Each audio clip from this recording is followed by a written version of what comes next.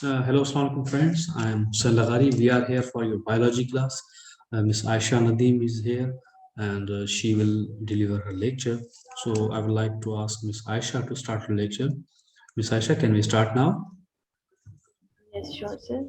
Okay, let's start. All right. Assalamu alaikum. अच्छा सिर्फ एक चीज थोड़ा मुझे रिमाइंड करवानी है हमारे लर्नर्स को before starting our class friends I would like to remind you that today we are going to conduct mock test of physics and it will start by 6 p.m. The friends which are here with us and the other which are who are interested to participate in physics test. So I want to remind them that we will start our physics mock test by 6 p.m.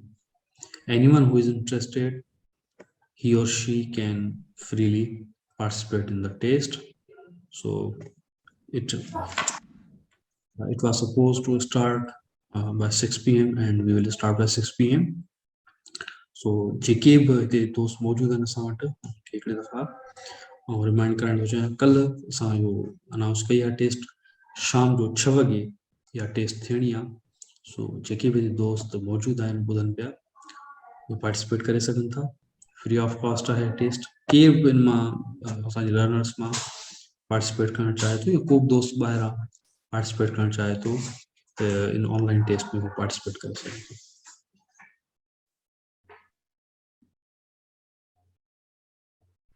all right. Over to me. I hope you all are fine. So, as you know that today is our 25th class. Yesterday we have completed our topic that is support and movement in animals, and today we are on our another chapter that is control and coordination basically, and this is one of the most important chapter. This is one of the most important chapter of class first year, second year. So without wasting our time, हम start करते हैं. Next slide, please. Okay, so आज हमारा जो main topic है that we are going to study is control and coordination. Let us first know what is mean by control and coordination. Actually, control हम simply कहते हैं कि हम तमाम लिविंग ऑर्गेनिजम्स हैं, बेशक अगर किसी की बॉडी कॉम्प्लेक्स है या किसी की बॉडी कॉम्प्लेक्स नहीं है. फॉर एग्जांपल प्लांट्स और हमें अगर कंपेयर किया जाए, so we are more complicated as compare to plants.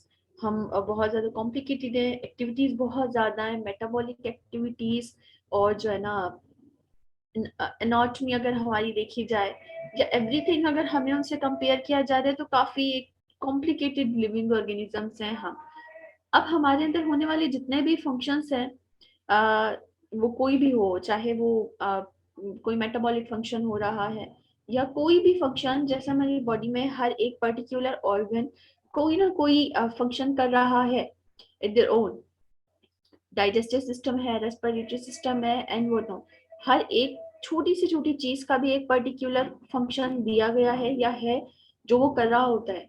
इन तमाम चीजों से ही हम जो है ना सर्वाइव कर रहे हैं, यानी ये हमारी सर्वाइविंग एक्टिविटीज हैं. अगर इनमें से एक भी एक्टिविटी डिस्टर्ब हो जाएगी तो हम आई थिंक एक तो हमारा पूरा का पूरा सिस्टम इम्बैलेंस हो जाएगा और I think we not survive any more, क्योंकि एक एक चीज का अपना एक जो है ना इम्पोर्टेंस है. लाइक रेस्पिरेटरी सिस्टम का अपना एक फंक्शन हो रहा है, सर्कुलेटरी सिस्टम अलग फंक्शन कर रही है, एक्सक्रीटरी सिस्टम अलग फंक्शन कर रही है. हर चीज, इवन छोटी से छोटी चीज, क्योंकि हमने पीछे आई थिंक प्रीवियस कुछ एक दो क्लासेस पहले हमने होम्योस्टेसिस पढ़ा है, जिसमें हमने बात की थी कि इंटरनल इन्वायरमेंट की बात की थी कि इंटरनल इन्वायरमेंट जो हमारा है उसका मेंटेन रहना is what we call homeostasis. तो इसका मेंटेन रहना ही हमें सर्वाइविंग यूं समझ लें कि हेल्पर है. हम इजीली सर्वाइव कर रहे हैं, इसीलिए एक्चुअली कर रहे हैं क्योंकि ये सारी की सारी मेटाबॉलिक एक्टिविटीज हमारी बहुत अच्छे से हो रही हैं. लेकिन इन तमाम मेटाबॉलिक एक्टिविटीज को कंट्रोल करवाने के लिए यकीनन हमारे पास एक मास्टर ऑर्गन होना जरूरी है जो इन सारी चीजों को यूं समझ लें कि गाइड करेगा या कंट्रोल करेगा। एंड हमारी बॉडी के अंदर वो है ब्रेन। ब्रेन वो हमारा एक ऑर्गन है जो हमारी पूरी मेटाबॉलिक एक्टिविटीज या any other activities that happens in our body, वो उसको कंट्रोल करने का काम करता है। रही बात कोऑर्डिनेशन की, then what is coordination?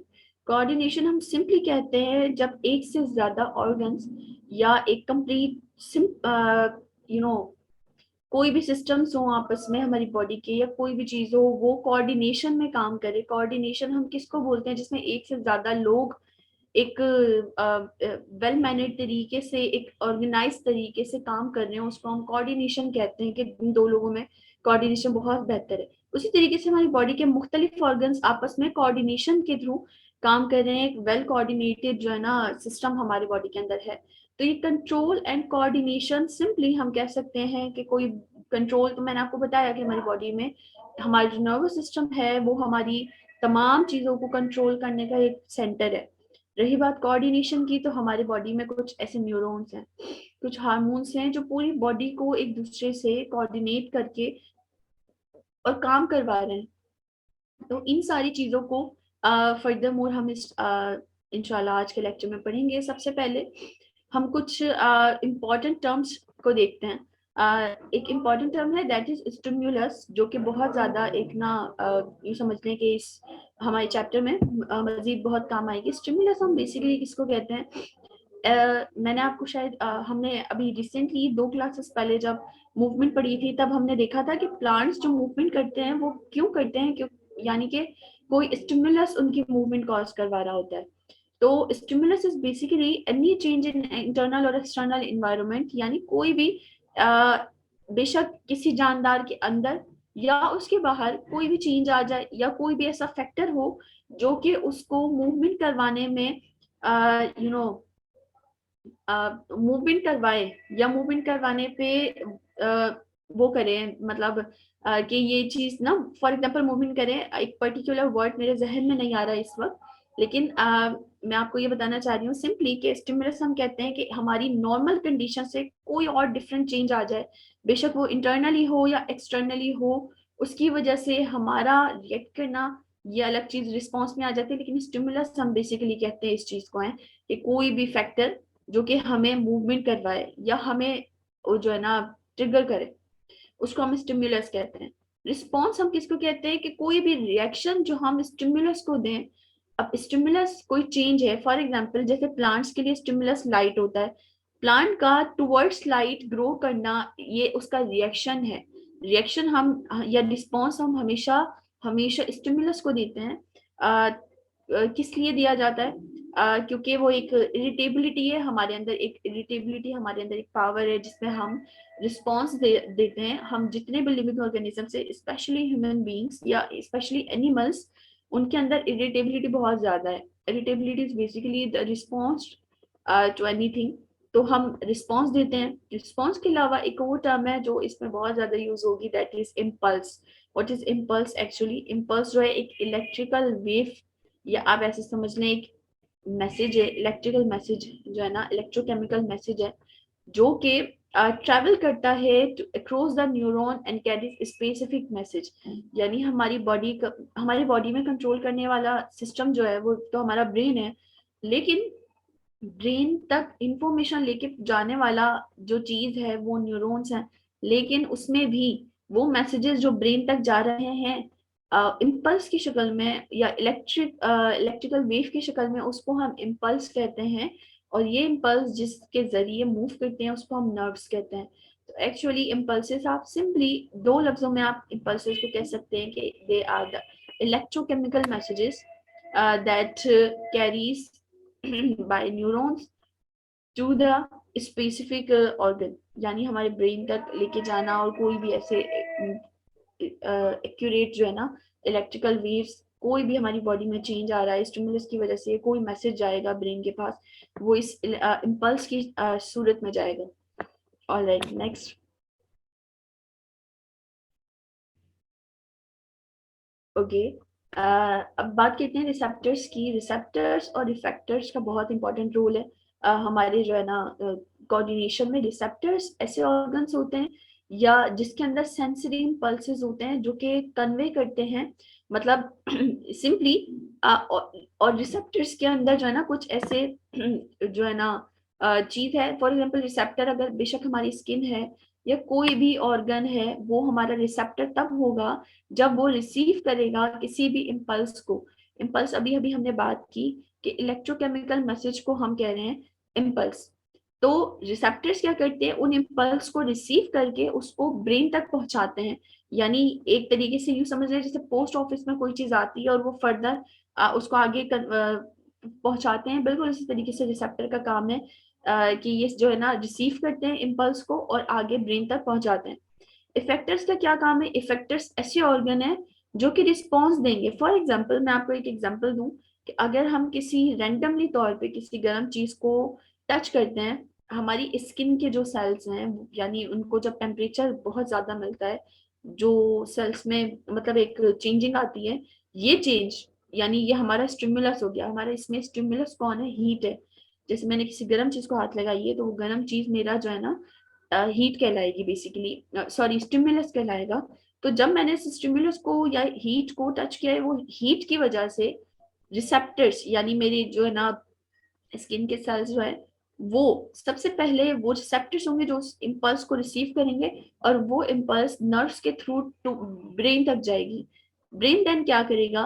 Brain हमारे जो है ना इस चीज को ब्रेन हमेशा सबसे पहले जो है ना देखता है कि इज इट ट्रू और नॉट, यानी हमारी बॉडी इसमें ये चीज हो रही है एक्चुअली या नहीं। तो ब्रेन सबसे पहले तो आ, देखता है, यानी कि एक्चुअली सिचुएशन देखता है।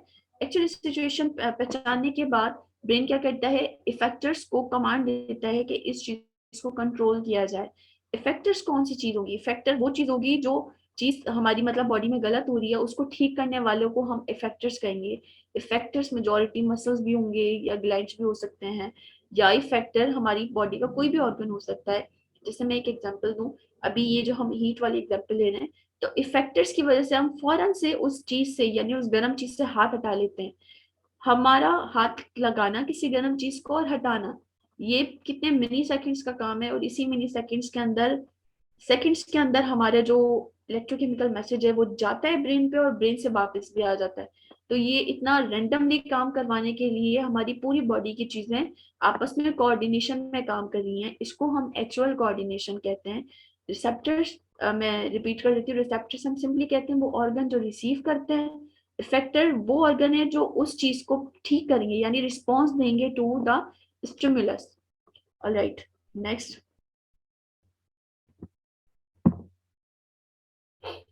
ऑलराइट, अब बात करते हैं न्यूरॉन की। What are neurons? Actually neurons हम कहते हैं the structural and functional unit of nervous system, जो कि कैरी करता है इम्पल्सेस अक्रॉस द बॉडी। यानी पूरी बॉडी के अंदर हमारे जो न्यूरॉन्स हैं वो कैरी करते हैं इम्पल्सेस यानी मैसेजेस को अक्रॉस द बॉडी। अगर बॉडी में किसी भी जगह पर कोई भी चेंज आया है, उस स्टिमुलस की वजह से जो मैसेज या जो इम्पल्स ब्रेन तक जाएगी एंड देन ब्रेन का कमांड देने के बाद ब्रेन से वही इंफॉर्मेशन वापस आएगी।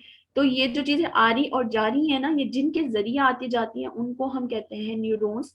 और एक्चुअली में हमारा नर्वस सिस्टम का जो स्ट्रक्चरल और फंक्शनल यूनिट है वो यही न्यूरॉन है जो एक्चुअल काम करवा रहे हैं। और इनका काम सिंपल है, इम्पल्स को यानी मैसेज को एक न्यूरॉन से दूसरे न्यूरॉन, दूसरे से तीसरे, इस तरीके से ये एक दूसरे से अटैच्ड है। और इम्पल्स एक न्यूरॉन से दूसरे न्यूरॉन चली जाती है और रैंडमली इसी तरीके से टू द ब्रेन चली जाती है। तो न्यूरॉन जो है ना हमारे लिए एक one of the most important unit है हमारे नर्वस सिस्टम का। और आपने एक चीज नोट की होगी, हमारी बॉडी में जितने भी फंक्शन सिस्टम्स हैं, चाहे वो रेस्पिरेटरी हो चाहे वो कोई और हो, उसके अंदर कोई ना कोई एक ऐसा यूनिट जरूर होता है जो सबसे ज्यादा मेन काम करवा रहा होता है।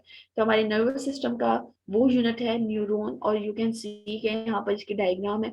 न्यूरॉन का भी हम स्ट्रक्चर पढ़ेंगे तो फर्दर मोर भी देखेंगे, लेकिन अभी हम इसमें अगर नॉर्मली तौर पे देखें तो न्यूरॉन को कुछ इस तरीके के स्ट्रक्चर्स होते हैं। फॉर एग्जांपल आपको हम स्टार्ट करते हैं यहाँ से, जो आपको जहाँ डेंड्राइट्स मेंशन्ड है दीज आर द डेंड्राइट्स, और इसके सेंट्रल पार्ट को हम कहते हैं soma, means cell body. Neuron खुद भी एक सेल ही है एक्चुअली, तो इसके अंदर सेल बॉडी है। यही सेल बॉडी के अंदर साइटोप्लाज्म है जिसको हम न्यूरोप्लाज्म कहते हैं। यही साइटोप्लाज्म फर्दर आगे जाकर, यानी एक प्रोजेक्शन, प्रोजेक्शन मतलब एक आउटग्रोथ हो रही है इसमें से, जो लंबी सी आपको एक स्ट्रक्चर्स में जाते हुए नजर आ रही है, इसको हम कहते हैं एक्सन। और एक एक्सन के ऊपर एक कवरिंग्स हुई हुई है, इन कवरिंग को हम माइलिन शीट कहते हैं। ये एक्सन जहां जाके खत्म होंगे, वो भी ना एक धागे की तरीके के स्ट्रक्चर्स होंगे जिसको हम कहेंगे एक्सन टर्मिनल। तो एक न्यूरॉन डेंड्राइट से शुरू होता है और एक्सन टर्मिनल तक खत्म होता है। और एक न्यूरॉन के जो 3 मेन पार्ट्स हैं, वो उसकी सेल बॉडी है, डेंड्राइट्स है और एक्सन है। और एक्सन टर्मिनल आप कह सकते हैं सिंपली जहां पर ये एंड हो रहा है। तो ये 4 ऐसे मेन पार्ट्स हैं न्यूरॉन के, जो कि कंप्लीट न्यूरॉन बनाते हैं। Next slide. Okay, structure of a neuron की बात करें तो मैंने जैसे अभी आपको बताया, एक न्यूरॉन मेनली 2 पार्ट्स का बना हुआ है। एक तो हम कहते हैं साइटोन, एक हम कहते हैं एक्सन। साइटोन हम सिंपली किसको कहते हैं, साइटोन को हम सेल बॉडी कहते हैं, जो कि हमने अभी पीछे भी देखी। सेल बॉडी न्यूरॉन का एक ऐसा पार्ट है जिसके सेंटर में एक प्रोमिनेंट न्यूक्लियस पाया जाता है, जिसके इर्द गिर्द एक सेल मेम्ब्रेन है।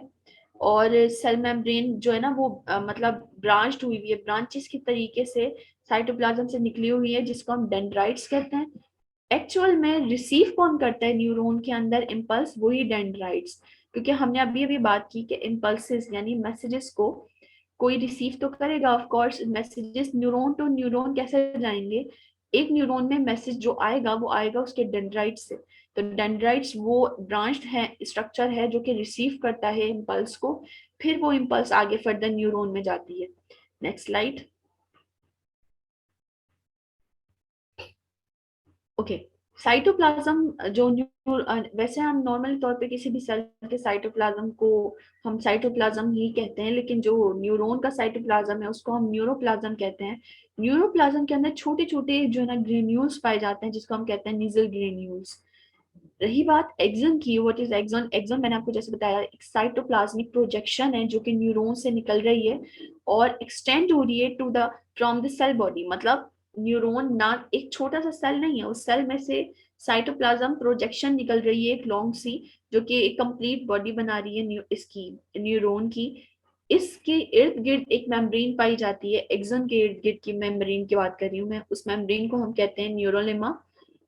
अब क्या होता है, सिंपली एक्सन जो है वो कैरी करता है इम्पल्स को, दे रिसीव फ्रॉम द साइटोन। मतलब डेंड्राइट्स, हमने अभी पीछे न्यूरॉन का स्ट्रक्चर देखा, डेंड्राइट्स ने इम्पल्स को रिसीव किया एंड देन वो इम्पल्स सेल बॉडी से फर्दर मोर आगे एक्सन तक जाते हैं।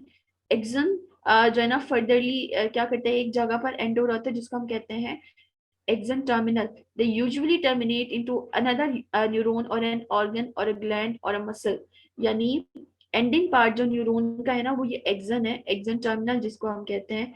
इससे इस पॉइंट से दूसरा न्यूरॉन शुरू हो रहा होता है। तो शुरू यानी इम्पल्स का आना और पूरे न्यूरॉन से गुजर के दूसरे न्यूरॉन में चले जाना। तो दूसरे न्यूरॉन में हमेशा मैसेज या इम्पल्स तब जाएगा इस एक्सन टर्मिनल के जरिए, यानी ये जो लास्ट एंडिंग पॉइंट है न्यूरॉन का। सिंपली आप अगर डिस्टिंग्विश करेंगे न्यूरॉन को, तो न्यूरॉन में 2 डिफरेंट पार्ट्स हैं, एक सेल बॉडी है और एक उसका एक्सन पार्ट है। सेल बॉडी से ही एक्सन पार्ट निकल रहा है। एक्सन एक लॉन्ग चेन स्ट्रक्चर है जिसमें से इम्पल्स गुजर के जाता है, उसके ऊपर एक मेम्ब्रेन पाई जाती है जिसको हम न्यूरोलेमा कहते हैं। Next slide please.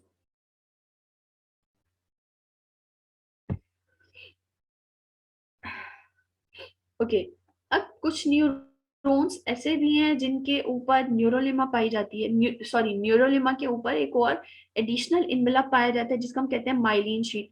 Myelin sheath का क्या काम है? Myelin sheath just simple fast conduction of impulse करवाता है, क्योंकि हमने देखा अभी कि एक्सन का काम है या न्यूरॉन का काम है इम्पल्स को कंडक्ट करना। तो उसी कंडक्शन को फास्ट करवाने के लिए कुछ कुछ न्यूरॉन्स में माइलिन शीट पाई जाती है। और ऐसे न्यूरॉन्स जो है ना उनको कहा जाता है माइलिनेटेड न्यूरॉन। और ये मोस्टली प्रेजेंट होते हैं हमारे सेरिब्रल मेडुला में। सेरिब्रल मेडुला ब्रेन का पार्ट है, अभी हम इसको फर्दर मोर डिस्कस करेंगे। लेकिन माइलिनेटेड शीट वाले जो न्यूरॉन्स होते हैं जो उनमें और उनमें नॉर्मल वाले में क्या फर्क है कि वो फास्टर कंडक्शन करते हैं इम्पल्सिस की, और इम्पल्स हमेशा cell body to axon travel करते हैं। Next slide please.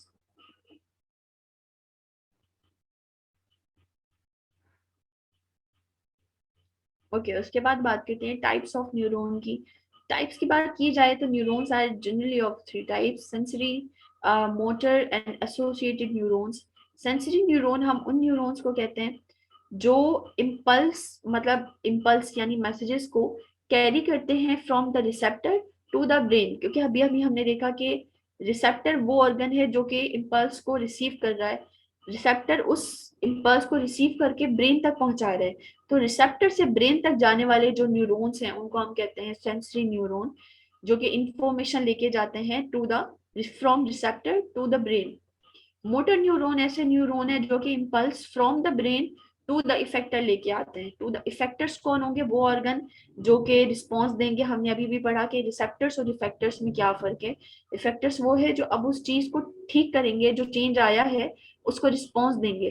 तो रिसेप्टर से ब्रेन तक जाने वाले सेंसरी न्यूरॉन है, और ब्रेन से वापस इफेक्टर तक आने वाले न्यूरॉन्स को हम कहते हैं मोटर न्यूरॉन्स, और इनकी जो इम्पल्सेस हैं वो मोटर होती है नॉर्मल न्यूरॉन में। एसोसिएटेड न्यूरॉन्स हम किसको कहते हैं? एसोसिएटेड न्यूरॉन्स मिक्स्ड हैं, यानी ऐसे न्यूरॉन जो कि दोनों तरीके से जो है ना इम्पल्सेस कैरी कर रहे हैं, यानी ब्रेन से वहां तक और वहां से ब्रेन तक भी जो दोनों काम कर रहे हैं उनको एसोसिएटेड न्यूरॉन्स आप कह सकते हो। इसको आप इंटर न्यूरॉन्स भी नॉर्मली कहते हैं। Next slide please.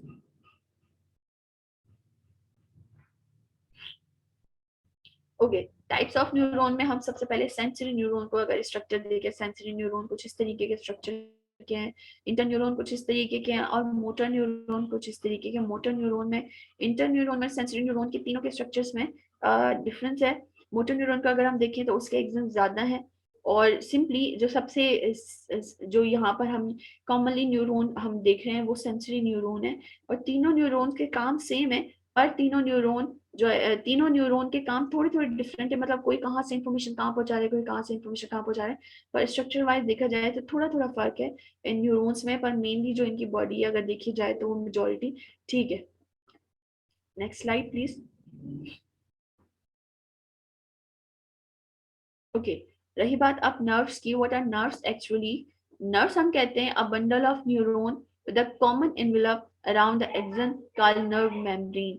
Simply neurons हम नर्व्स हम कहते हैं एक बंडल हो न्यूरॉन का जिसके इर्द गिर्द एक इन्वेलप हो मौजूद, मतलब उसके बहुत सारे नर्व्स, बहुत सारे न्यूरॉन के एक्सन के इर्द गिर्द एक ही कॉमन इन्वेलप चढ़ा हुआ हो या कवर हो। उस इन्वेलप को या उस पूरी कंप्लीट को हम कहेंगे नर्व मेम्ब्रेन, यानी वो उस इन्वेलप को हम नर्व मेम्ब्रेन कहेंगे।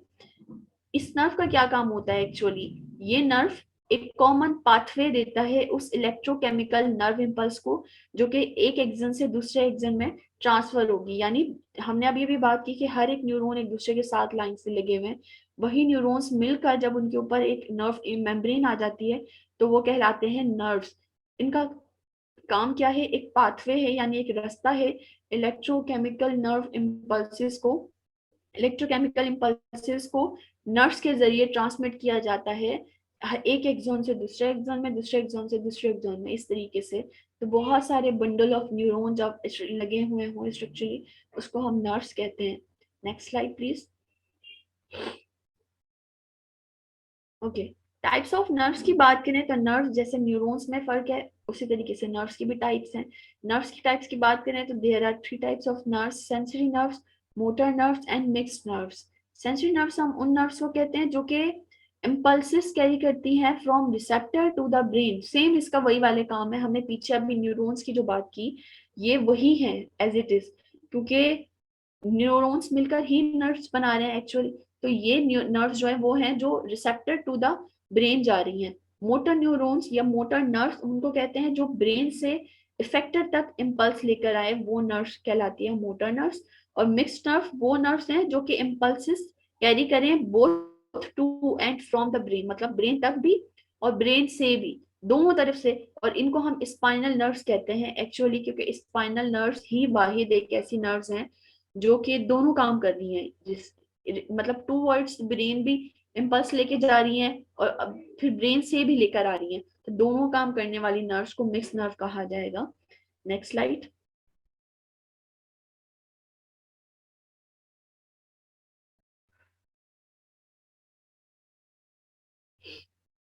Okay, now let us talk about human nervous system, क्योंकि जो अभी तक हमने जनरली सिर्फ neurons, nerves, what are neurons, what are nerves, ये सब मैम, भी हमने पढ़ा। hello ma'am, I have a question.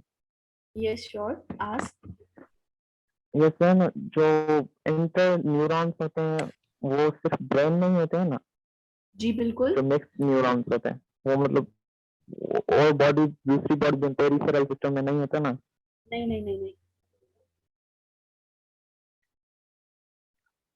Interneurons just brain वाले न्यूरॉन्स को हम कहते हैं, और ये मिक्स्ड न्यूरॉन्स जो हैं ये हम एक्चुअली स्पाइनल नर्व्स को कह रहे हैं, क्योंकि वो नर्व्स हैं जो कि दोनों काम कर रही हैं, टू द ब्रेन भी लेके जा रही हैं और फ्रॉम द ब्रेन भी लेकर आ रही हैं।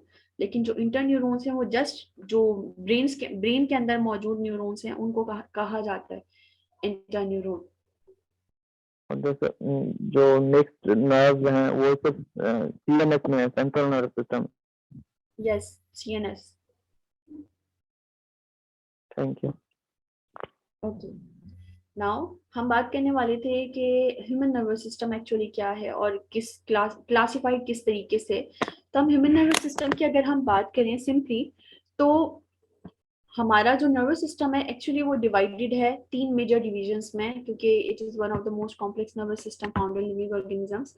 अगर इसके डिविजन्स के बारे में देखा जाए तो हमारे अंदर मेजॉरिटी या यूं समझ ले कि मेनली हमारा जो नर्वस सिस्टम है वो दो हिस्सों में डिवाइडेड है। एक को हम कहते हैं सेंट्रल नर्वस सिस्टम और एक को हम कहते हैं पेरिफेरल नर्वस सिस्टम। सेंट्रल और पेरिफेरल नर्वस सिस्टम के अलावा पेरिफेरल नर्वस सिस्टम से ही एक और टाइप उसकी है, that is autonomous nervous system, जो कि फर्दर मोर डिवाइड करेंगे, लेकिन डिसाइड स्टडी करेंगे। इन तीनों के अंदर जो मेनली है वो दो हैं, सेंट्रल और पेरिफेरल। सेंट्रल और पेरिफेरल नर्वस सिस्टम मिलकर ही हमारा एक कंप्लीट ह्यूमन नर्वस सिस्टम बना रहे हैं। तो let us first talk about central nervous system. Next slide please.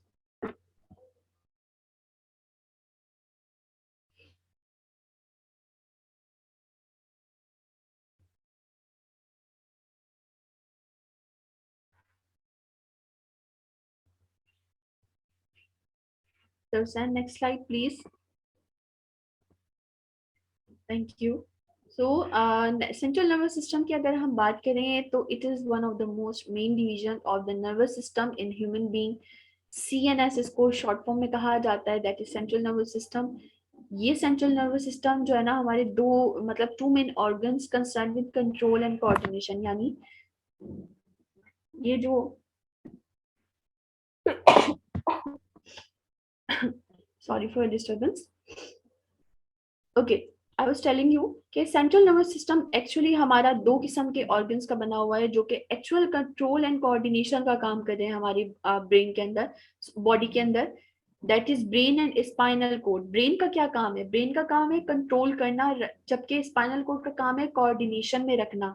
Brain को पूरी बॉडी से कोऑर्डिनेशन में रखने का काम जो है वो स्पाइनल कोड का है, यानी सारी बॉडी की इंफॉर्मेशन ब्रेन तक लेके जाता और ब्रेन की इंफॉर्मेशन भी सारी ऑर्गन्स तक पहुंचाता है। तो ये कोऑर्डिनेशन का काम स्पाइनल कोड का है और एक्चुअल कंट्रोल जो है हमारी बॉडी में करने वाला दैट वो ब्रेन है हमारा। तो ब्रेन और स्पाइनल कोड मिलकर हमारे कंप्लीट जो है ना नर्वस सिस्टम बना रहे हैं, सेंट्रल नर्वस सिस्टम बना रहे हैं। सबसे पहले हम बात करते हैं ब्रेन की है, what is brain. Next slide please.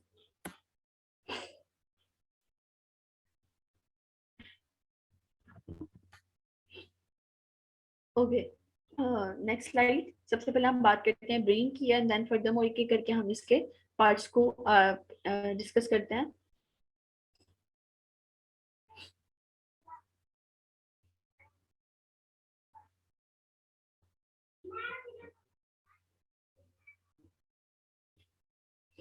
Okay, thank you. सबसे पहले बात करते हैं ब्रेन की। ब्रेन क्या, कौन सा ऑर्गन है और कहाँ पाया जाता है? Brain is basically located in head region, हमारे सर यानी हेड रीजन में पाया जाता है ब्रेन। अगर प्रोटेक्शन की बात की जाए तो ब्रेन के ऊपर एक हार्ट स्ट्रक्चर यानी हमारे स्केलेटन की बात कर रही हूँ, हमारे स्केलेटन का एक हार्ड स्ट्रक्चर जो कि हमारा कंप्लीट स्कल बनाता है, तो वो स्कल का वो पार्ट जिसके अंदर हमारा ब्रेन बंद है, उस पार्ट को हम कहते हैं क्रेनियम। क्रेनियम एक एमसीक्यू भी आता है नॉर्मली कि किसको हम what is the name of the brain box. Cranium को ही हम ब्रेन बॉक्स कहते हैं क्योंकि ये एक ऐसा डब्बा है जो कि इमोबाइल है। इमोबाइल मतलब दे इट डू नॉट मूव, ये ना तो ये मूव करता है, ये स्ट्रक्चरली हमारा जैसे फॉरहेड है, आप अगर देखो ये एक हार्ड स्ट्रक्चर है जो कि इमूवेबल है। इस ब्रेन बॉक्स के अंदर हमारा ब्रेन बंद है जो कि हमारे ब्रेन को प्रोटेक्ट कर रहा है। इसी स्कल वाले पार्ट को हम क्रेनियम कहते हैं, जो कि हमारे जिसके अंदर हमारा ब्रेन प्रोटेक्टेड है। रही बात मेम्ब्रेनियस प्रोटेक्शन की, तो ब्रेन को मजीद प्रोटेक्शन देने के लिए उसके ऊपर 3 मेम्ब्रेन्स मौजूद होती है जिसको हम कहते हैं मिनिंग्स। रिंगिस हम कहते हैं वो 3 लेयर्स को जो कि कम्प्लीटली कंबाइनली जुड़ी हुई हैं, और जो है ना थ्रू द डेवलपमेंट ही ये बनना स्टार्ट हो जाती है। 3 मेम्ब्रेन्स इसके अंदर जो मौजूद हैं उनका नाम है, एक को हम कहते हैं ड्यूरा मैटर, एक को हम कहते हैं एरेक्नोइड मैटर, एक को हम कहते हैं प्या मैटर। ये 3 मैटर यानी इनके नाम है, 3 स्पेसिफिक जो है ना मेम्ब्रेन्स मिलकर 3 लेयर वाली मीनिंग्स बनाती हैं जो कि हमारे ब्रेन के ऊपर कवर्ड है। कवर्ड होने का मकसद ये कि वो हमारे ब्रेन को प्रोटेक्शन दे रही है।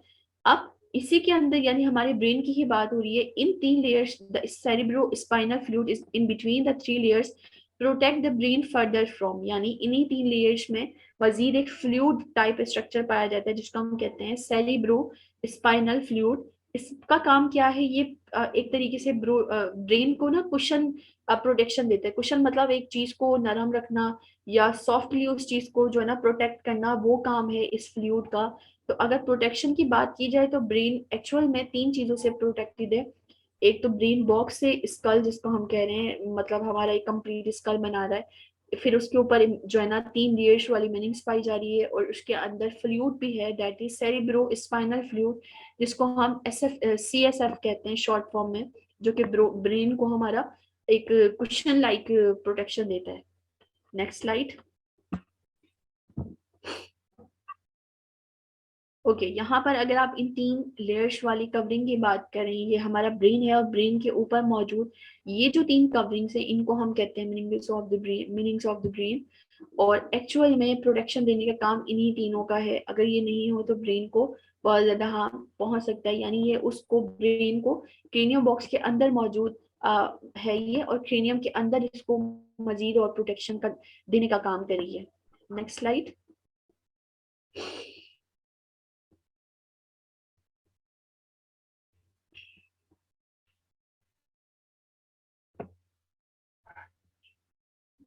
Okay, parts of the brain की रही बात करते हैं हम। ब्रेन हमारा नॉर्मली तौर पे 3 मेन पार्ट्स में डिवाइडेड है। एक को हम कहते हैं फोर ब्रेन, एक को हम कहते हैं मिड ब्रेन, एक को हम कहते हैं hind brain. Fore brain, mid brain और हाइंड ब्रेन, ये तीनों ब्रेन के पार्ट्स मिलकर एक कंप्लीट ब्रेन बनाते हैं। इन तीनों पार्ट्स में जो लार्जेस्ट पार्ट है ब्रेन का वो है फोर ब्रेन। और फोर ब्रेन मजीद डिवाइडेड है और डिफरेंट पार्ट्स में, जैसे the cerebrum, thalamus and hypothalamus. ये तीनों चीजें मिलकर हमारा फोर ब्रेन का स्ट्रक्चर एक कंप्लीट बना रही हैं। सबसे पहले हम सेरिब्रम की बात करते हैं, what is cerebrum actually. Next slide please. Okay, cerebrum से पहले हम एक और चीज डिस्कस करते हैं, दैट इज ओलिफैक्टरी बल्ब। ओलिफैक्टरी लोब्स या ओलिफैक्टरी बल्ब हम किसको कहते हैं एक्चुअल में। फोर ब्रेन के जो है ना नीचे मतलब इंटीरियर पार्ट जो है ब्रेन का, उसमें 2 स्मॉल लोब्स लाइक स्ट्रक्चर्स लगे हुए होते हैं lower part of the interior, जिसका काम क्या होता है, सेंस ऑफ स्मेल हमारा बढ़ाता है या कंट्रोल करता है उस चीज को। इस चीज को हम एक अलग से डिस्कस कर रहे हैं क्योंकि इसको जो है ना ये सिर्फ फोर ब्रेन में पाए जाने वाला है। 2 ऐसे छोटे छोटे लोब्स हैं जो हमारी स्मेल के सेंस को कंट्रोल कर रही हैं, और बिल्कुल छोटे बल्ब लाइक स्ट्रक्चर्स हैं, इसीलिए हम इसको जो है ऑल्फैक्टरी बल्ब कहते हैं। नॉर्मली आप अगर यहाँ पर लेबल डायग्राम में देखें तो आप देख सकते हैं कि ये हमारे ब्रेन में किस तरफ मौजूद है, यानी फ्रंट तौर पे फोर ब्रेन के नीचे मौजूद है। Next slide.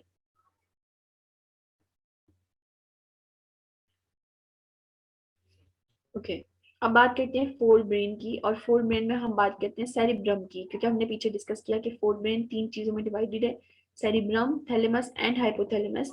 सेरिब्रम की अगर हम बात करें, cerebrum is the largest and most prominent part of the human brain, यानी एक इंसान, हमारा जो ब्रेन है उसका जो मोस्ट प्रोमिनेंट पार्ट है, उसको जो हमें सबसे ज्यादा बज़ाहिर दिखाई देता है ऊपर से ही, उसको हम कहते हैं cerebrum.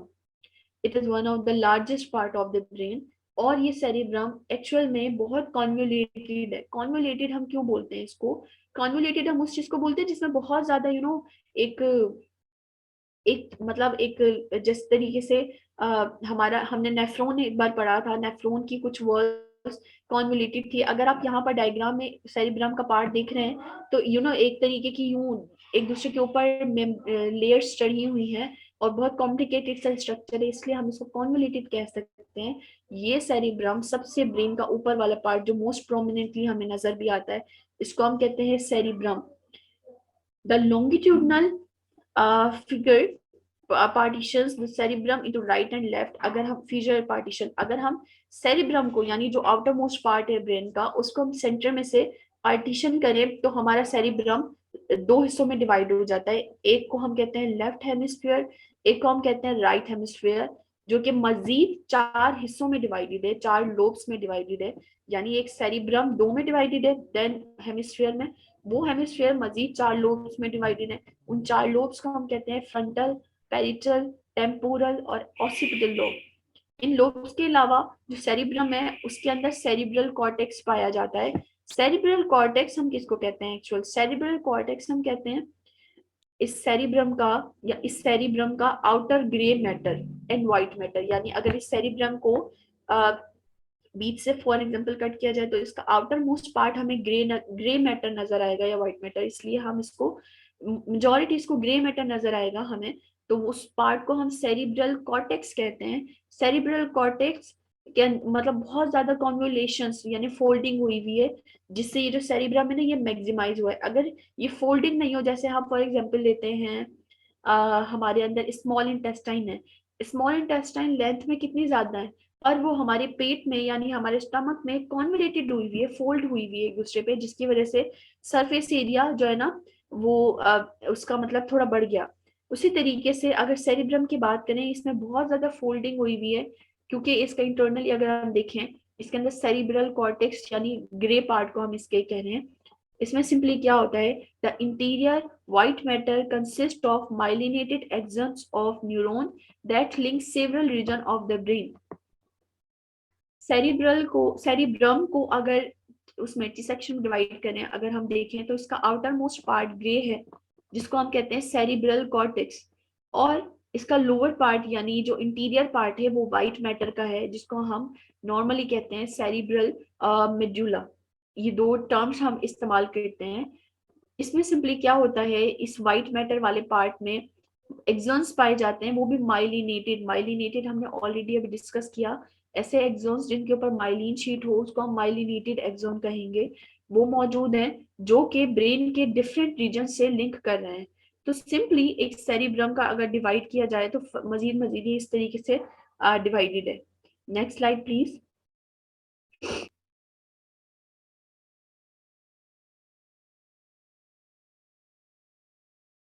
About lobes of the cerebrum. Lobes की अभी हमने बात की, यहाँ पर अगर आप देखें कलर्ड में मेंशन है ऑलरेडी, और वो भी with label diagram. You can see कि जो येलो पार्ट है this is what we call frontal lobe. उसके बाद जो लाइट ब्लू है दैट इज पैरेटल लोब। उसके बाद छोटा सा दैट इज ऑसिपिटल लोब, और इस तरफ टेम्पोरल लोब कहा जाता है। इस पार्ट के नीचे सेरिबेलम है। Cerebellum is not a part of whole brain, इसको हम अलग से ही रखें। इन चारों ऊपर वाले लोब्स की मैं बात कर रही हूँ इस वक्त। इन चारों लोब्स को हम फर्दर मोर डिस्कस करते हैं। जो फ्रंटल लोब की हम बात करते हैं, फ्रंटल लोब क्या काम करवा रहा है? फ्रंटल लोब हमारा जो है जुड़ा हुआ है रीजनिंग से, प्लानिंग से, parts of speech, movement, emotion, problem solving. यानी हम अगर कोई प्लानिंग कर रहे हैं, for example parts of speech, speaking quality, हमारी मूवमेंट करना, इमोशंस, और हमारे प्रॉब्लम सॉल्विंग जो मेथड, हम किसी अगर प्रॉब्लम को सॉल्व कर लेते हैं या कोई भी कैपेबिलिटी है, इससे इन चीजों से रिलेटेड ये हमारी जुड़ी हुई है इस फ्रंटल लोब से। पेरिटल लोब का क्या काम है, ये हमारे मूवमेंट से जुड़ा हुआ है, orientation, recognisation and perception of stimuli. Perception of stimuli का मैंने आपको पहले भी कहा था कि जब कोई स्टिमुलाई आता है तो उसको पहले परसेप्ट किया जाता है, मींस टू से कि उसको पहले कंफर्म किया जाता है कि इज इट ट्रू और नॉट। तो वो परसेप्शन ऑफ स्टिमुलाई हो गया, या किसी चीज को रिकॉग्नाइज करना, पहचाना, ये सारा काम रिलेट करता है पेरिटल लोब से। ऑसिपिटल लोब हमारा विजुअल प्रोसेसिंग करता है। विजुअल प्रोसेसिंग मतलब हमारे देखने की सलाहियत, हम कैसे देख रहे हैं, या हमें आंखों से जितने भी मतलब इसे समझ लें कि स्टिमुलस अगर हमारा कोई है, फॉर एग्जांपल आंखों से देख रहे हैं हम, या कोई भी विजन क्वालिटी है या कोई भी चीज है, वो रिलेट करती है ऑसिपिटल लोब से, या वो कंट्रोल कर रहा है। रही बात टेम्पोरल लोब की, temporal lobe associated with perception and recognisation of auditory stimuli, memory and speech. Auditory means audio, यानी कि हम हमारी हेयरिंग क्वालिटी को मजीद बेहतर करता है, हेयरिंग स्टिमुलाई को मजीद बेहतर करता है।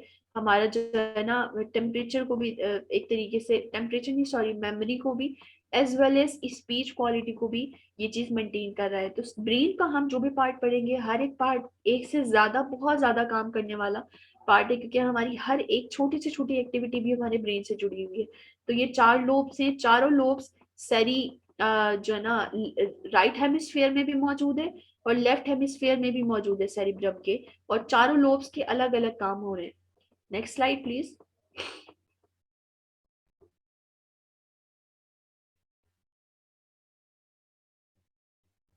ओके, अब बात करते हैं थैलेमस की। थैलेमस हम किसको कहते हैं? थैलेमस हम कहते हैं वो एरिया या वो जो है ना पार्ट जो कि सेरिब्रल कॉर्टेक्स और मिड ब्रेन के दरमियान मौजूद है।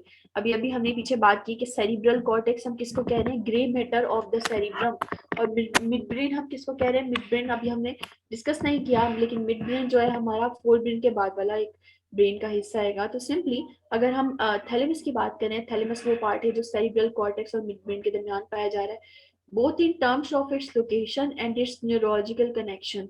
ये एक्चुअली में कनेक्शन है, न्यूरोलॉजिकल कनेक्शन है between these two. Its function include relaying sensation and special sense signals to the cerebral cortex, relaying motor signals from the cerebral cortex, and the regulation of consciousness, sleep and alertness.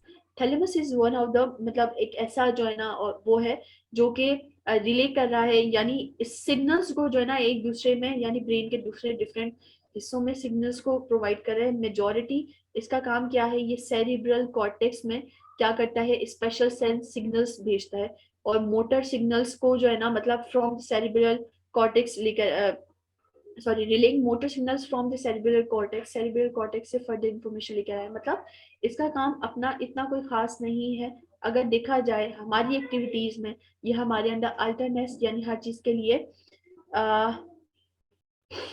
information are received, how human brain process the information it receives from. Okay, we have a question here. How human brain process the information receives through receptors. Okay, as I told you कि receptors are the organs that actually receives the information.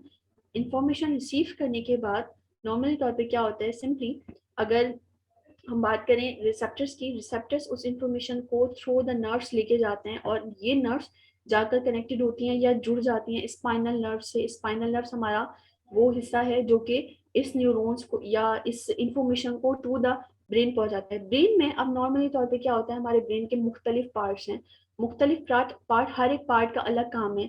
जो भी information, for example अगर temperature का मसला है, for example हम किसी गर्म चीज को हाथ लगा देते हैं, हमारे ब्रेन का वो हिस्सा काम करेगा या वो हिस्सा फर्दर कमांड देगा उस चीज को बेहतर लेने के लिए जो कि उस काम को से जुड़ा हुआ है। फॉर एग्जाम्पल अभी हम इसकी बात कर रहे हैं, थैलेमस की बात कर रहे हैं, या हमारी कॉन्शियसनेस या स्लीप को भी जो है ना एक तरीके से रेगुलेट कर रहा है। अगर स्लीपिंग कोई प्रॉब्लम है या किसी कोई भी स्टिमुलाई, मतलब आई मीन टू से कि कोई भी स्टिमुलाई जो जिस चीज से ब्रेन के जिस फंक्शन से जुड़ा हुआ है, ब्रेन का वो फंक्शन उसको फर्दर कमांड देता है। ब्रेन का कमांड देने का मकसद क्या होता है?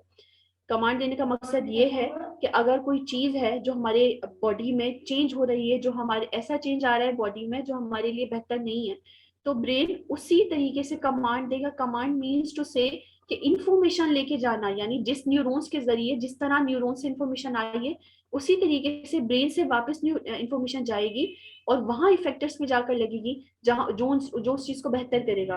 तो ब्रेन का हर एक मुख्तलिफ हिस्सा डिफरेंट फंक्शंस कर रहा है या डिफरेंट चीजों को रेगुलेट कर रहा है। तो जो फंक्शन जिस चीज को ट्रिगर करेगा ब्रेन का वो पार्ट उस चीज को मजीद इंफॉर्मेशन देगा ताकि इस चीज को मेंटेन किया जा सके। यानी ब्रेन जो है ना वो बॉस है जो कि कमांड देता है। कमांड का मकसद ये है कि उसमें से इंफॉर्मेशन जिस तरीके से आई है स्टिमुलस की उस तरीके से वो इंफॉर्मेशन इम्पल्स की शक्ल में ही वापस जाएगी।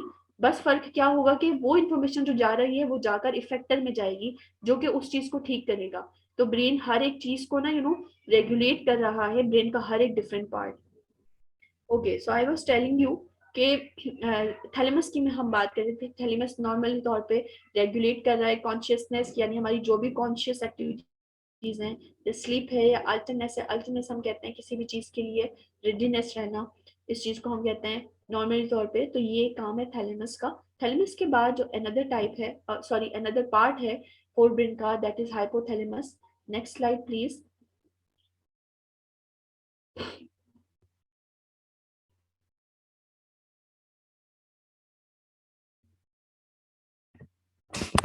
ओके, फोर्थ का जो थर्ड पार्ट है that is hypothalamus. Hypothalamus is a portion of the brain that contain a number of small nuclei with a variety of functions.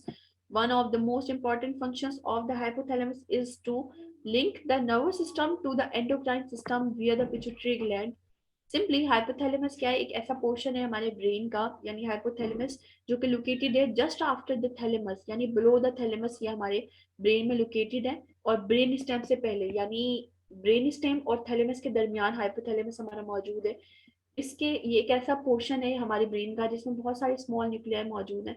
इसका काम क्या है, ये वैरायटी ऑफ फंक्शंस कर रहा है, लेकिन इसमें जो one of the most important function जो ये कर रहा है वो ये करता है कि हमारे नर्वस सिस्टम को एंडोक्राइन सिस्टम से कनेक्ट कर रहा है। अब now question is what is endocrine system. Endocrine system हम इंशाल्लाह कल पढ़ेंगे, डिस्कस करेंगे, लेकिन आज मैं आपको जनरली बता दूं एंडोक्राइन सिस्टम हम कोऑर्डिनेशन को कह रहे हैं, coordination of the chemicals which called hormones. Hormones के थ्रू किस तरीके से कोऑर्डिनेशन हो रही है, कौन कौन से ग्लैंड्स काम कर रहे हैं, उन तमाम ग्लैंड्स, यानी ऐसे ग्लैंड्स जो कि हार्मोन्स प्रोड्यूस करते हैं और वो हार्मोन्स फर्दर जाकर कोऑर्डिनेशन का काम करेंगे। इस किस्म के ग्लैंड्स से मिलकर एक कंप्लीट सिस्टम बनता है जिसको हम एंडोक्राइन सिस्टम कहते हैं। तो हमारे नर्वस सिस्टम को एंडोक्राइन सिस्टम से जोड़ने वाला जो एक पार्ट है ब्रेन का उसको हम हाइपोथैलेमस कहते हैं। हाइपोथैलेमस किस तरीके से इन दोनों को जोड़ रहा है, विया द पिट्यूटरी ग्लैंड, यानी हाइपोथैलेमस के पास एक पिट्यूटरी ग्लैंड नीचे लगा हुआ है जिसको हम हाइपोफाइसिस कहते हैं। वो ग्लैंड क्या कर रहा है, एक्चुअल में एंडोक्राइन सिस्टम के साथ जुड़ा हुआ है, इसीलिए हम कहते हैं हाइपोथैलेमस मतलब कनेक्ट कर रहा है। हाइपोथैलेमस का इसके अलावा और क्या एक्टिविटीज है, मेटाबॉलिक प्रोसेसेस के लिए रिस्पॉन्सिबल है, और दूसरी ऑटोनॉमिक नर्वस सिस्टम से एक्टिविटीज से रिलेटेड जो है ना, ऐसे समझ लें ये कनेक्टेड है। इसके अलावा ये बहुत सारे जो है ना न्यूरो हार्मोन सिक्रीट करता है या बनाता है जिसको जो फर्दर आगे जाकर काम करते हैं। तो हाइपोथैलेमस का मेन काम क्या है कि इसको हम मास्टर ग्लैंड वैसे हम पिट्यूटरी ग्लैंड को कह रहे हैं, लेकिन उसको इन्फ्लुएंस कौन कर रहा है, हाइपोथैलेमस कर रहा है, यानी पिट्यूटरी ग्लैंड भी हाइपोथैलेमस के अंडर ही काम करता है। Next slide please. ओके, बात करते हैं मिड ब्रेन की। मैम मिड ब्रेन नॉर्मल तौर पे कितने, यस न्यूरो हार्मोन्स के कौन से एग्जांपल हैं? जी, न्यूरो हार्मोन्स के कोई एग्जांपल? न्यूरो हार्मोन्स हम कह रहे हैं वो हार्मोन्स जो एक्चुअल में पिट्यूटरी ग्लैंड से रिलीज हो रहे हैं। मतलब क्योंकि हमारे नर्वस सिस्टम के अंदर काउंट हो रहा है ना पिट्यूटरी ग्लैंड, तो पिट्यूटरी ग्लैंड यानी हाइपोथैलेमस खुद नॉर्मल तौर पे क्या कर रहा है, कुछ हार्मोन्स सिक्रिएट करके और उसको पिट्यूटरी ग्लैंड में स्टोर कर रहा है। पिट्यूटरी ग्लैंड देन उन हार्मोन को रिलीज करेगा अपने पास से to the different parts of the brain. उन न्यूरॉन्स में फॉर एग्जांपल आ जाते हैं एडीएच हार्मोन हो गया फॉर एग्जांपल, जो कि एक हमारा जो है ना पोस्टीरियर पिट्यूटरी ग्लैंड का एक एरिया है। इसके अलावा हमारे बहुत सारे, जैसे हम एग्जांपल के तौर पे हम लेते हैं हमारे जो है ना गोनाड्स में भेजने वाले कुछ ऐसे हार्मोन्स है जैसे कि फॉलिकल स्टिमुलेटिंग हार्मोन हो गया, ल्यूटिनाइजिंग हार्मोन हो गया। इसके अलावा हमारी स्किन पिगमेंटेशन को कंट्रोल करने के लिए मेलेटोनिन हार्मोन हो गया। ये सारे हार्मोन्स को जो सेंड कर रहा है वो पिट्यूटरी ग्लैंड सेंड कर रहा है, लेकिन पिट्यूटरी ग्लैंड खुद भी उसमें हाइपोथैलेमस के अंदर काम कर रहा है। इसीलिए, और ये हाइपोथैलेमस पिट्यूटरी ग्लैंड हमारे नर्वस सिस्टम का हिस्सा है, इसीलिए आई मीन टू से इन्हीं हार्मोन्स को हम न्यूरो हार्मोन्स कह रहे हैं। Okay ma'am. ओके ओके, उसके बाद बात करते हैं मिड ब्रेन की। मिड ब्रेन दो चीजों में डिवाइडेड है, एक तो है ट्रूकरा सेरिब्राई, एक को हम कहते हैं कर्पूरा क्वाड्री जेमिना। नॉर्मल तौर पे ट्रूकरा सेरिब्राई हम किस चीज को कहते हैं, ये एक इंटीरियर पोर्शन है सेरिब्रल पेंड्यूकल का, जो कि मोटर ट्रैक्ट्स को कंट्रोल कर रहा है, यानी ऐसी मोटर एक्टिविटीज जो मतलब टुवर्ड्स ब्रेन आ रही है, यानी ये डिसेंडिंग पार्ट में फॉर एग्जांपल इंफॉर्मेशन लेके जा रहा है। जबकि कॉर्पुरा क्वाड्रिजेमिना की बात करें तो ये जो है ना एक ऐसा पार्ट है जिसके अंदर दो, एक इंफीरियर और एक superior, sorry I mean to say दो इंफीरियर और दो सुपीरियर यू समझ लें कि जो है ना वो उससे कनेक्टेड है, जो कि नॉर्मल तौर पे मिड ब्रेन के अंदर पाया जा रहा है। इसका नॉर्मल काम क्या है, ये हमारे मिड ब्रेन का पोस्टीरियर सरफेस बनाता है, यानी हमारा मिड ब्रेन दो सरफेसेस में डिवाइडेड है, एक एंटीरियर है एक पोस्टीरियर है। पोस्टीरियर सरफेस के अंदर इंफीरियर और सुपीरियर तौर पे जो है ना छोटे छोटे लोब्स हैं, जिसको हम नॉर्मल तौर पे कॉर्पुरा क्वाड्रिजेमिना कहते हैं। और क्यूकरा सेरिब्राई हमने ऑलरेडी बात की कि इंटीरियर पोर्शन है हमारे मिड ब्रेन का, और मिड ब्रेन का मजीद इसमें, और मिड ब्रेन सबसे जो है ना यूँ समझने के स्मॉलेस्ट पार्ट है हमारे जो है ना इसका ब्रेन का, one of the most smallest part, जो सबसे लार्जेस्ट पार्ट है। ये ऑलरेडी मेंशनड है, अगर आप नीचे तीन ब्रेन्स के पिक्चर देख रहे हैं ना डायग्राम में, अगर आप देखें जो येलोविश उसमें डोमिनेट हुआ है दैट इज फोर ब्रेन, और मिड ब्रेन बिल्कुल स्मॉलेस्ट सा छोटा सा येलो पार्ट है, इसको हम मिड ब्रेन कह रहे हैं। और हिंड ब्रेन लोअर पार्ट को, यानी हमारे ब्रेन का बाकी का जो हिस्सा बच गया है, इसको हम हाइंड ब्रेन में काउंट करते हैं, हाइंड ब्रेन की बात करते हैं। Next slide please.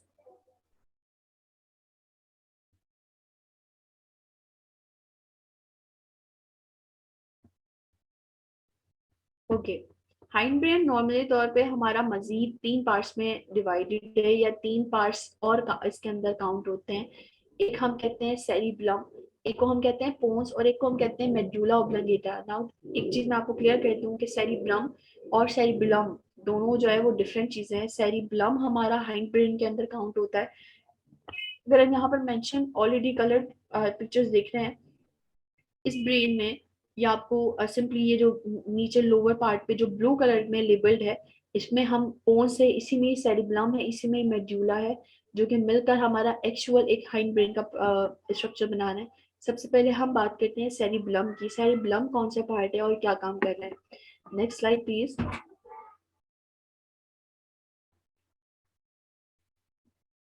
Okay, cerebellum हम कहते हैं it is the hind part of the brain. It is divided into cerebral cortex and cerebral medulla. जैसे cerebrum की हम बात कर रहे थे, cerebrum का जो outer most part था ग्रे रीजन, जिसको हम cerebrum cortex कह रहे थे, और उसको लोअर पार्ट को जो कि व्हाइट मैटर था उसको हम cerebrum medulla कह रहे थे। बिल्कुल इसी तरीके से cerebellum भी दो हिस्सों में डिवाइडेड है, एक cerebral cortex है, एक cerebral medulla है। cerebral cortex has longitudinal features and not fold, यानी cerebral भी एक longitudinal features मतलब इसमें है, पर ये इतना ज्यादा folded नहीं है, ये folded नहीं नॉर्मली तौर पे पाया जाता। हाँ, इसमें longitudinal features यानी लाइनिंग हो रही है। जबकि मेडुला जो है ना एक ऐसा नजर आता है जैसे एक ब्रांच्ड ट्री है दिखने में। सेरिबेलम हमारे ब्रेन का अप्रोक्सीमेटली 12% हिस्सा, या यूं समझ लें कि हमारे ब्रेन का 12% पार्ट जो है ना वो मुश्तमिल है सेरिबेलम पर। इसका काम क्या है, ये हमारी मस्कुलर कोऑर्डिनेशन करवाता है और रेगुलेट करता है बॉडी बैलेंस को। बॉडी बैलेंस के अंदर कौन सी एक्टिविटीज आ जाती हैं, वो तमाम एक्टिविटीज जो हमारी बॉडी को बैलेंस करनी है, चाहे वो रेस्पिरेटरी सिस्टम की एक्टिविटी है, चाहे वो कोई और मेटाबॉलिक एक्टिविटी है, चाहे वो एक्सक्रीशन की एक्टिविटी है, कोई भी एक्टिविटी जो बॉडी को बैलेंस कर रही है, उन चीज़ों को ये रेगुलेट कर रहा है, एज वेल एज हमारी मस्कुलर कोऑर्डिनेशन भी करवाने के लिए ये सेरिबेलम जो है ना कंट्रोल करता है, जिसकी वजह से हम एक्यूरेटली मूवमेंट कर रहे होते हैं। Next slide please.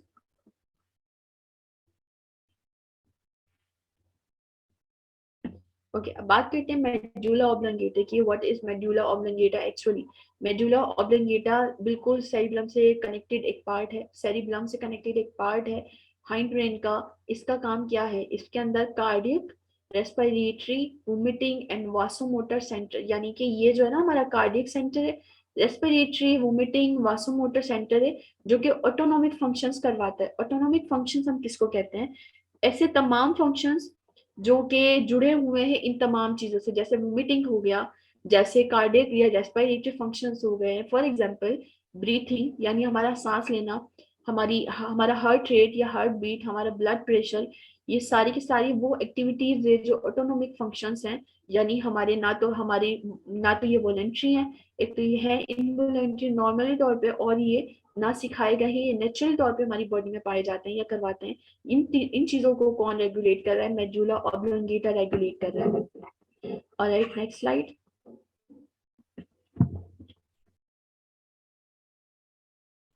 ओके, पोंछ की अगर हम बात करें, पोंछ एक ऐसा स्ट्रक्चर है जो कि ब्रेन स्टेम में पाया जा रहा है। ब्रेन स्टेम, पोंछ का क्या काम है? नॉर्मल तौर पे ये रिलीज करता है sensory information between the cerebellum and cerebrum. ये एक चैनल है जो कि सेरिब्रम से सेरिबलम में इंफॉर्मेशन सेंड कर रहा है, सेरिब्रम से सेरिबलम में इंफॉर्मेशन कर रहा है, मतलब इन दोनों के दरमियान इंफॉर्मेशन को एक्सचेंज कर रहा है, रिले कर रहा है पोन्स। इसके अलावा ये दूसरे दूसरे मैसेजेस को भी जो है ना इन द ब्रेन वो कर रहा है, ट्रांसफर कर रहा है। इसके अलावा ये बहुत सारी अराउजल्स को कंट्रोल करता है, यानी बहुत सारी जो हमारी रेस्पिरेशन को कंट्रोल कर रहा है, एज वेल एज सेक्सुअल अराउजल्स हो गए या कोई भी अराउजल्स हो गए, यानी हमारे कोई इमोशंस हो गए, इन सारी चीजों को भी कंट्रोल करने के लिए ये पोस्ट विलाई, यानी एक ऐसा पार्ट है जो हमारे ब्रेन स्टेम में पाया जा रहा है। इससे फर्दर नीचे ब्रेन स्टेम जा रही है। Next slide please.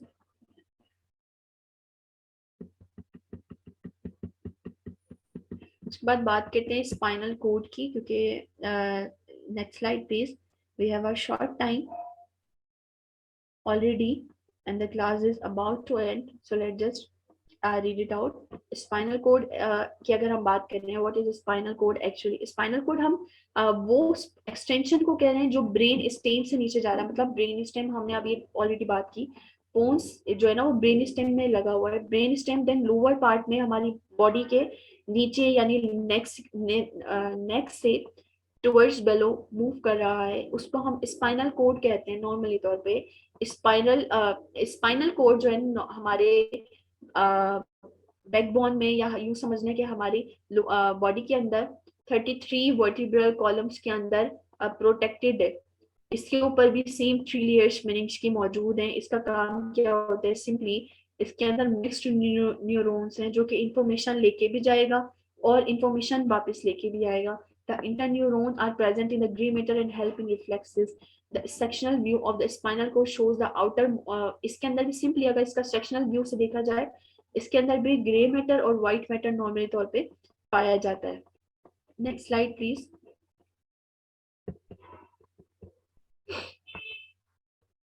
ओके, इसके अंदर बिल्कुल ब्रेन के तरीके से एक और फ्लूइड पाया जाता है जिसको हम कहते हैं, मतलब इसका जो सेंट्रल कैनाल है वो भरा हुआ होता है इस फ्लूइड से, जिसको हम कहते हैं सेरिब्रोस्पाइनल फ्लूइड। इसके अंदर से 31 पेयर्स ऑफ स्पाइनल नर्व्स निकल रही हैं from either sides of spinal cord, यानी एक तरफ से भी 31 पेयर्स की निकल रही हैं, दूसरी तरफ से भी 31 पेयर्स में स्पाइनल नर्व्स निकल रही हैं। स्पाइनल नर्व्स जो है वो मिक्स्ड नर्व्स हैं जो कि इंफॉर्मेशन लेके भी जाएंगी और लेके भी वापस आएंगी सेंसरी और मोटर न्यूरॉन्स के जरिए easily. Next slide please.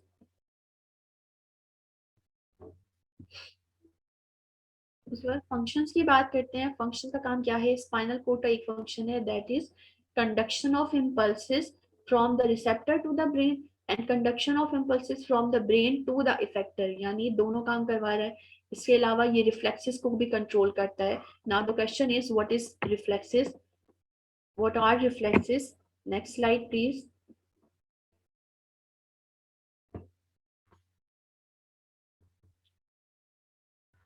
Reflexes हम कहते हैं इनवॉलेंट्री या रैपिड रिस्पॉन्स जो हम किसी भी स्टिमुलस को दें और हम इसमें हमारे ब्रेन की एक्टिव पार्टिसिपेशन हो, यानी रैंडमली तौर पे यूं समझ लें कि जो ना इनवॉलेंट्री तो है, हमारे ब्रेन का तकरीबन हर काम इनवॉलेंट्री होता है, एक रैपिड रिस्पॉन्स से जो हम स्टिमुलस को देते हैं, जैसे ये रिफ्लेक्सेस प्रोटेक्टेड होते हैं, मतलब प्रोटेक्टिव रिस्पॉन्सेज होते हैं किसी भी हार्मफुल स्टिमुलाई की तरफ। जैसे हम एक एग्जांपल के तौर पे लेते हैं, if you touch a hot plate we recoil our hand immediately to prevent it from getting burn. This immediate and unconscious response is called reflex.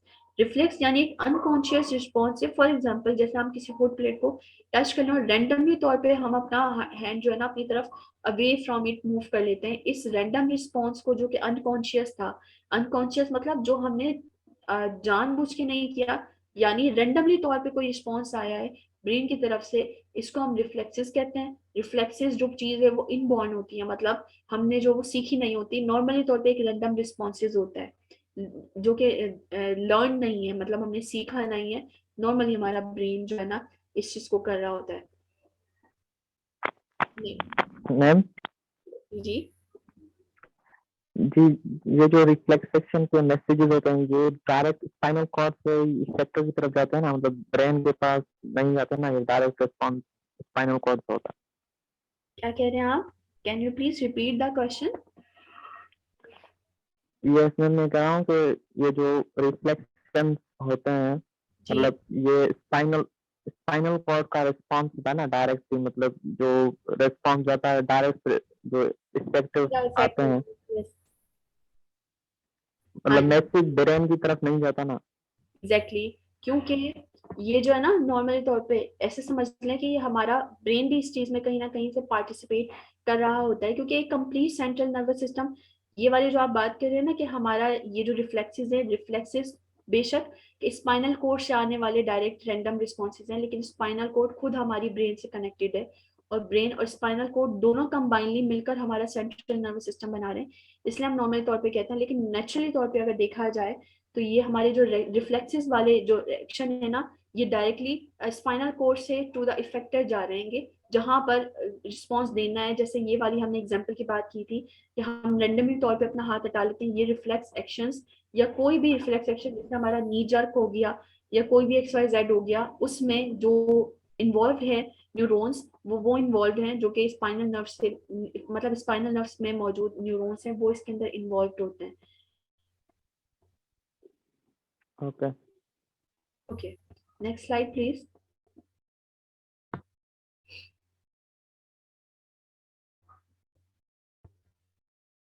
Okay, now the question is what is reflex arc? Reflex arc हम कहते हैं वो pathway जो कि the path travel by an impulse during a reflex response is called a reflex arc. Reflex response के वक्त जो pathway एक impulse जो है ना यूं समझिए travel करता है, उस pathway को हम reflex arc कहते हैं. A reflex arc begins from the receptor, passes through the sensory neuron, passes via the interneuron to the motor neuron and then to the effector. Means to say कि ये जो interneurons है normal तौर पे ये हमारे ब्रेन में normal पाए जाते हैं, लेकिन ये स्पाइनल कोड पे में भी थोड़े बहुत कहीं ना कहीं है, जिसकी वजह से हमारे नॉर्मली रिफ्लेक्स एक्शन किस तरीके से होगा। फॉर एग्जांपल सेंसरी न्यूरॉन जो कि रिसेप्टर से जुड़े हुए हैं, वो इंफॉर्मेशन लेके जाएंगे इंटरन्यूरॉन्स तक, और इंटरन्यूरॉन्स से वापसी पे मोटर न्यूरॉन्स के जरिए इंफॉर्मेशन आएगी टू द इफेक्टर्स। इस रास्ते को जो जो इंफॉर्मेशन गई है आई है, इस रास्ते को हम कहते हैं रिफ्लेक्स आर्क, जिसमें एक रिफ्लेक्स एक्शन का रिस्पॉन्स दिया जाता है। Next slide please. उसके बाद बात करते हैं पेरिफेरल नर्वस सिस्टम की। Next slide.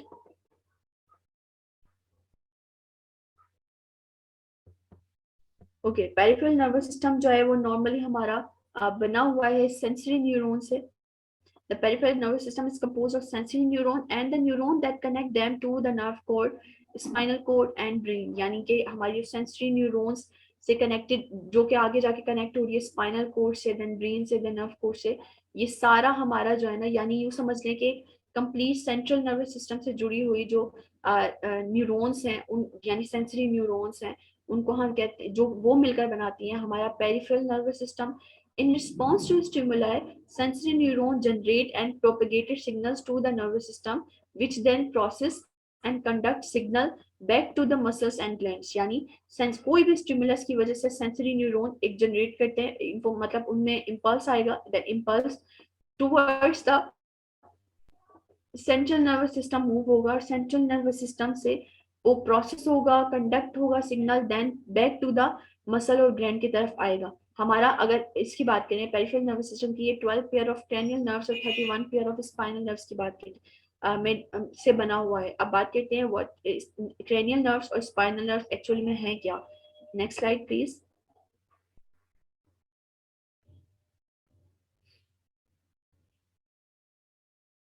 ओके, सबसे पहले हम बात करते हैं अपना ऑटोनोमिक नर्वस सिस्टम की। ऑटोनोमिक नर्वस सिस्टम में फर्दर मोर हम इस चीज को डिवाइड देखते हैं कि यहाँ पर हमारी जो है ना किस स्पाइनल नर्व्स हम किसको काउंट करें और क्रेनियल नर्व्स हम किसको कह रहेंगे। Next slide please.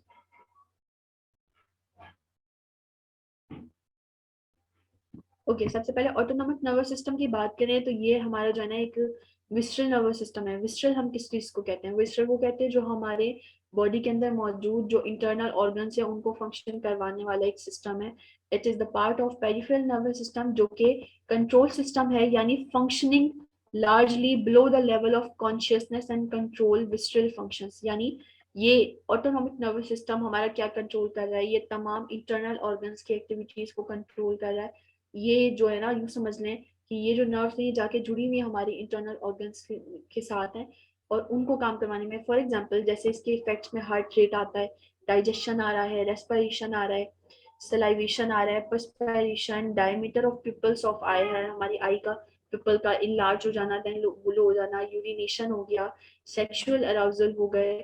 इसके अलावा ये तमाम जो है ना एक्शंस, ये इसमें तमाम एक्शंस जो है वो ऑलमोस्ट जो है ना इनवॉलेंट्री है। जैसे कुछ ऐसा आ गया जैसे ब्रीथिंग हो गया, जैसे work in tandem with the conscious mind, यानी हम जल्दी जल्दी में कॉन्शियस माइंड के साथ अगर काम कर रहे हैं। यानी नॉर्मल तौर पे इन शॉर्ट टर्म अगर मैं कहूँ तो ऑटोनोमिक नर्वस सिस्टम हमारी तमाम विसरल एक्टिविटीज के साथ जुड़ा हुआ है। विसरल एक्टिविटीज वो है जिसके अंदर हमारे internal glands, I mean to say internal organs हमारे जो है ना इन्वॉल्व है। Next slide please.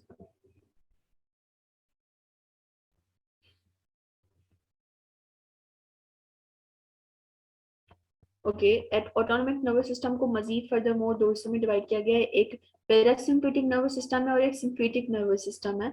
Next slide.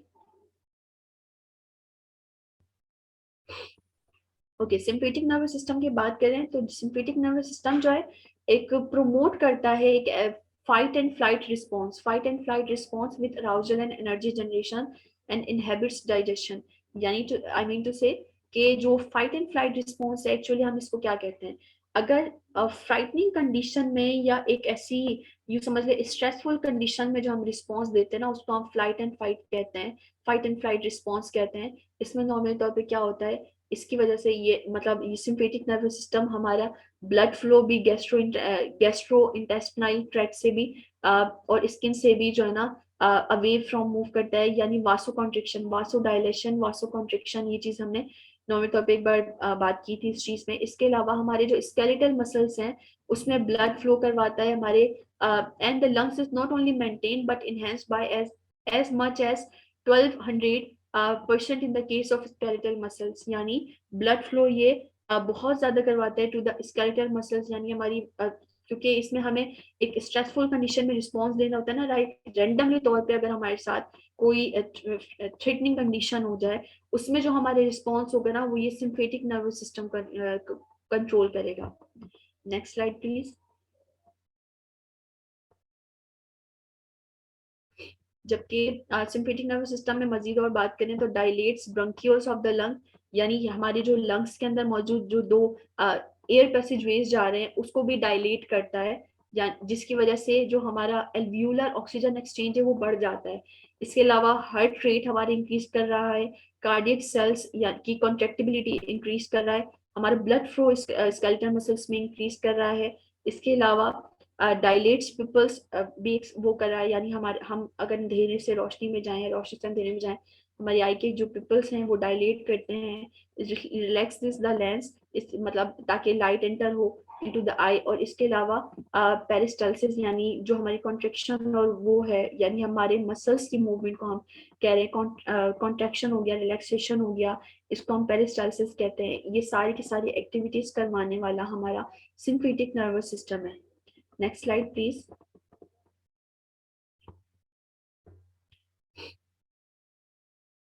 Okay, At last we have parasympathetic nervous system. Parasympathetic nervous system हम कहते हैं ये promote करता है rest and digest response, promotes calming of the nerves, return to the regular function and enhance digestion. यानी अगर sympathetic और पैरासिम्पेटिक को डिफरेंशिएट किया जाए ना तो वो हमारी एक रैंडम रिस्पॉन्सेज दे रहा था स्ट्रेसफुल और थ्रेटनिंग कंडीशन में, जबकि पैरासिम्पेटिक नर्वस सिस्टम हमारी एक कामिंग एक नॉर्मल हमारी जो रेगुलर फंक्शंस होते हैं, नॉर्मली तौर पे हमारा हर एक इंटरनल ऑर्गन काम कर रहा है उस चीज को, यानी कि ये एक नॉर्मल रिस्पॉन्स दे रहा है। वो वाला एक रैंडम और एक ऐसे समझ लें कि किसी अचानक से हो जाने वाली कंडीशन में जो हमारा रिस्पॉन्स होगा वो सिम्पेटिक नर्वस सिस्टम की तरफ से आएगा, और एक रेगुलर फंक्शन का रिस्पॉन्स या कोई नॉर्मल चीज है ये पैरासिम्पेटिक नर्वस सिस्टम की तरफ से आएगी। इसमें नॉर्मली क्या होता है, हमारी dilate blood vessels leading to the gastrointestinal tract, increasing blood flow, ये हमारा ब्लड फ्लो भी इंक्रीज करता है। ये किस लिए होना चाहिए? Because of the consumption of food, क्योंकि हमारी मेटाबॉलिक डिमांड बहुत ज्यादा है हमारे इसकी, तो हमारी जो है ना ब्लड वेसल्स भी उतने उस हिसाब से जो है ना ब्लड फ्लो हमारा इंक्रीज होना चाहिए। पैरासिम्पेटिक नर्वस सिस्टम जो है वो ब्रंकियोलर डायमीटर को भी कंट्रैक्ट करता है, जिसकी वजह से हमारी जो नीड ऑफ ऑक्सीजन है वो भी डेमिनिश्ड मतलब कम हो जाती है। उसमें और इसमें क्या फर्क था? उसमें हमारी ब्रंकियोल्स की डायमीटर इंक्रीज हो रही थी ताकि हमारा ऑक्सीजन लेवल जो इनटेक है वो भी इंक्रीज हो, और इसमें ये चीजें उलट हो रही है, यानी यह हमारी कार्मिक कंडीशंस के अंदर यानी हमारी बॉडी के रेगुलर फंक्शंस जो होने ना वो करवाने में हमारा पैरासिम्पेटिक नर्वस सिस्टम काम कर रहा है।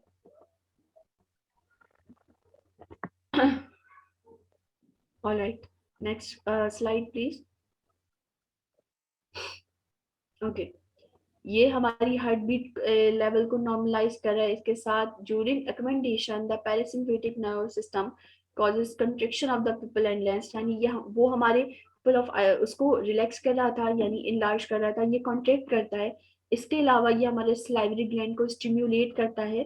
इसके अलावा ये बढ़ाता है हमारी पेरिस्टालसिस, यानी कि हम जो है ना नॉर्मल तौर पे हमारे मसल्स इन वर्किंग जो रहते हैं उस चीज को ये एक्सेलरेट करता है। So in keeping with the rest and digest function, ताकि हम रेस्ट एंड डाइजेस्ट फंक्शन हमारे नॉर्मल होते रहे। एक appropriate peripheral nervous system activity mediates digestion of food and indirectly the absorption of nutrients, यानी ये जो हमारी पैरासिम्पेटिक नर्वस सिस्टम ये हमारी डाइजेशन फ्लो यानी डाइजेशन ऑफ फूड बहुत ज्यादा बढ़ा देता है। इसके अलावा it also involve in erection of genitals, जो गुनाड्स हैं, जो जेनिटल स्ट्रक्चर्स है हमारी बॉडी के, उसको भी ये इरेक्ट करता है। तो ये एक नॉर्मल कंडीशन में होने वाले रिस्पॉन्सेज हैं जो पेरिफेरल नर्वस सिस्टम से कनेक्टेड हैं, और इसको हम पैरासिम्पेटिक कहेंगे, जबकि सिम्पेटिक एक रैंडम रिस्पॉन्सेज हैं जो किसी भी स्ट्रेसफुल कंडीशन के अंदर हमारी बॉडी में से responses. Alright, it was about all about the human nervous system and the control and coordination. Inshallah, in the next class we will study about the endocrine system and the functions of the different hormones that is regulated. Okay, thank you so much, sir, for your. So inshallah we will definitely come with another lecture tomorrow. Till then, take care. Allah Hafiz.